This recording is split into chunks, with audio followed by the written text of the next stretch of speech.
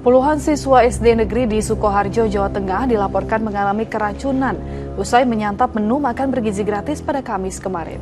Diduga olahan daging ayam yang menjadi salah satu sajian pada hari itu kurang matang. Sekitar 40 hingga 50 siswa mengalami mual, pusing dan juga muntah usai memakan menu ayam crispy yang hari itu disajikan bersama nasi, cah wortel, tahu dan juga susu. Gejala keracunan dirasakan sekitar pukul 10:30 siang.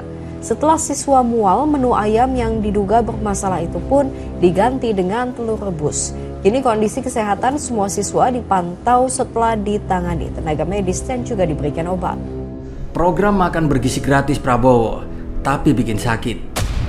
Assalamualaikum warahmatullahi wabarakatuh. Sobat RJ semuanya.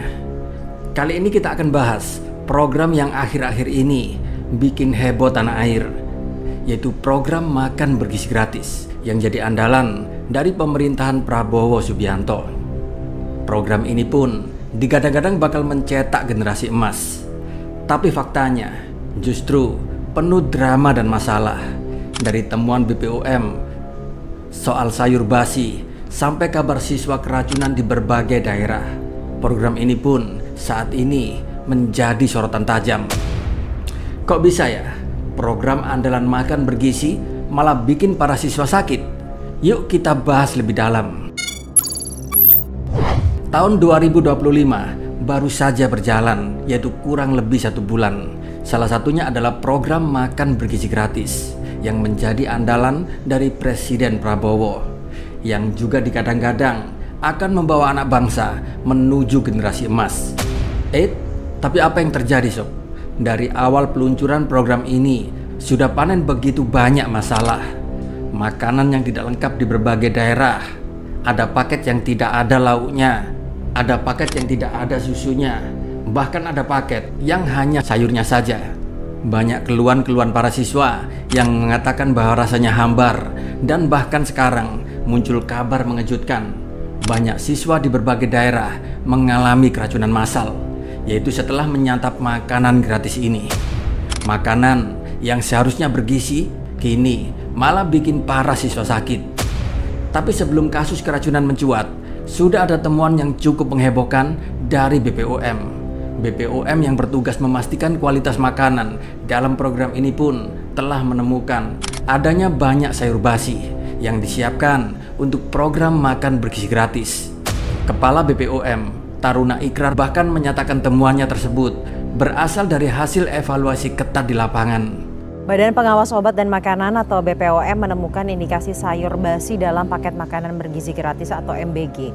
Beberapa laporan dari Balai Besar POM yang ada di bawah koordinasi kami itu melaporkan ada sayur yang basi. Intinya begitu. Sayur yang basi ini kita cegah, tidak didistribusikan. Itu contohnya. Dan tidak elok kalau saya sampaikan tempatnya. Kenapa? Karena kita tidak mau menimbulkan kepanikan. Sayangnya, temuan penting ini pun malah dianggap angin lalu oleh beberapa pihak.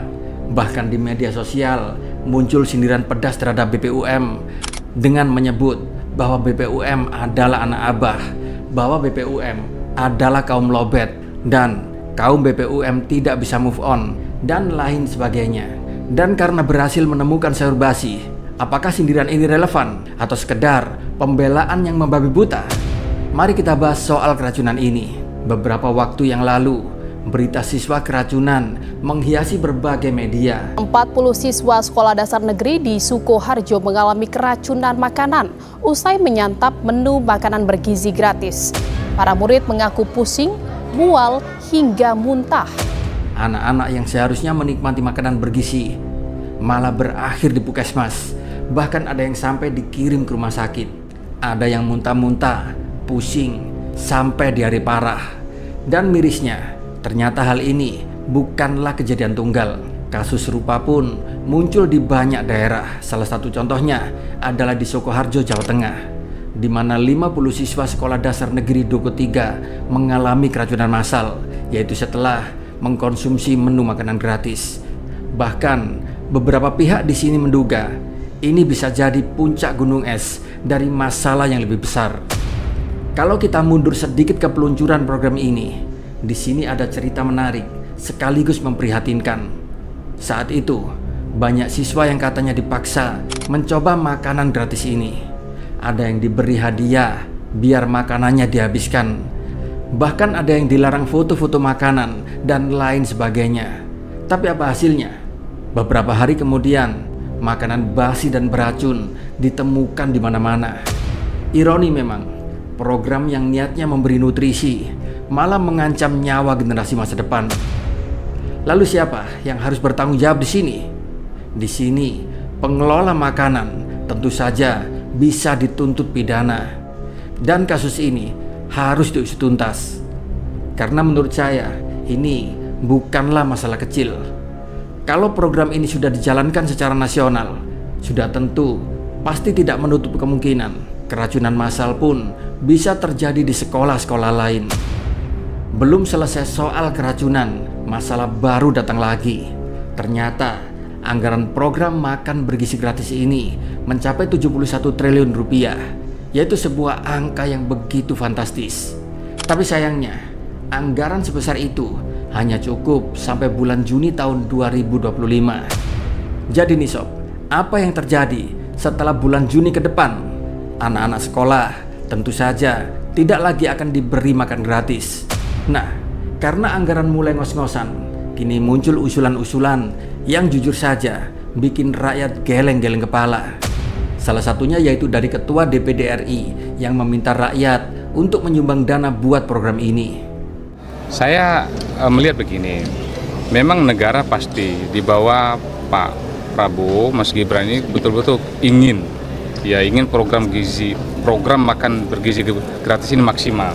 Hanya saja kan kita tahu semua bahwa anggaran kita juga tentu tidak akan semua dipakai untuk makan gizi gratis. Saya sih melihat ada DNA dari negara kita, DNA dari masyarakat Indonesia itu kan dermawan, gotong royong. Nah, kenapa enggak ini justru kita manfaatkan juga? Contoh, ya, bagaimana kita menstimulus agar masyarakat umum pun terlibat di program makan gizi gratis ini.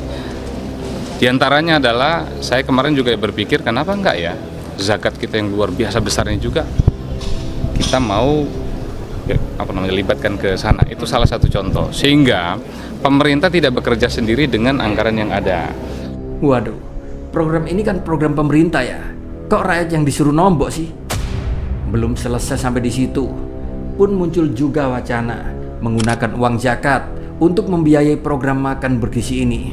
Lala, zakat, bukankah zakat itu untuk membantu fakir miskin yang membutuhkan? Di sini pun publik langsung ramai menolak wacana ini. Banyak yang menganggap ide ini sangat tidak etis, bahkan tidak masuk akal. Melihat wacana zakat menuai kontroversi, Ketua DPD RI pun kembali melontarkan ide baru, yaitu menggunakan uang koruptor. Wah, ini keren sih, uang koruptor untuk membiayai program makan gratis. Secara konten, ide yang terdengar memang menarik di atas kertas. Tapi sayangnya, semua tahu uang koruptor itu sulit sekali untuk dirampas. Dalam banyak kasus pun, pengembalian uang hasil korupsi tidak pernah sesuai dengan jumlah yang dikorupsi. Apalagi pemerintahan Prabowo seolah setengah hati dalam mendukung RUU perampasan aset. Bahkan kalian masih ingat tidak? Prabowo pernah mengatakan akan mengampuni para koruptor bila para koruptor ini mengembalikan uang hasil korupsinya, walaupun itu secara diam-diam. Hai para koruptor atau yang merasa pernah mencuri dari rakyat, kalau kau kembalikan yang kau curi, ya mungkin kita maafkan. Tapi kembalikan dong. Nanti kita beri kesempatan cara mengembalikannya bisa diam-diam supaya nggak ketahuan. Mengembalikan loh ya. Tapi kembalikan. Jadi nih, apakah ini solusi nyata atas sekedar wacana untuk menenangkan publik? Dan masalah makan bergizi gratis ini tidak berhenti sampai di situ. Pemerintah baru-baru ini memutuskan untuk mengimpor 200.000 sapi perah untuk memenuhi kebutuhan susu dalam program ini. Tapi pertanyaannya, apakah ini langkah yang bijak? Karena kita semua tahu, lama sebelum ini para peternak sapi di Boyolali membuang susu-susu mereka, yaitu sebagai aksi protes karena hasil panen mereka banyak yang tidak terserap. Para peternak-peternak kecil dirugikan, sementara pemerintah malah memberlakukan impor bebas pajak buat susu. Apalagi saat ini pemerintah juga sibuk untuk impor sapi perah. Di sini publik juga mulai mencium bau-bau kepentingan. Lalu pertanyaannya, siapa yang diuntungkan dari impor besar-besaran ini? Apakah ada pejabat yang menikmati keuntungan di balik layar? Dari siswa yang keracunan hingga anggaran yang seret, program makan bergizi gratis ini penuh dengan masalah. Belum lagi potensi kebocoran dan korupsi yang bisa saja terjadi di mana-mana. Alih-alih mensejahterakan rakyatnya, program ini justru sangat beresiko menjadi bumerang yang tentu saja bisa merugikan generasi masa depan. Jadi nih sob, bagaimana menurut kalian? Apakah program ini masih layak dilanjutkan? Atau memang sudah saatnya kita bilang bahwa ini adalah program gagal? Tulis ya pendapat kalian di kolom komentar. Terima kasih sudah menyimak video ini. Wassalamualaikum warahmatullahi wabarakatuh.